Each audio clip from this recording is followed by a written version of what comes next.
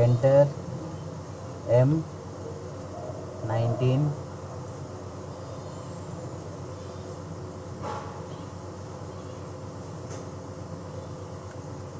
Enter. ఇక్కడ 1 వచ్చింది కదా, మనకు రివర్స్ కావాలంటే 0 చేసుకోవచ్చు, ఫార్వర్డ్ కావాలంటే 1లో ఉంచవచ్చు. ఎంటర్ M, మళ్ళీ M, ఎంటర్, కంటిన్యూస్ పట్టుకొని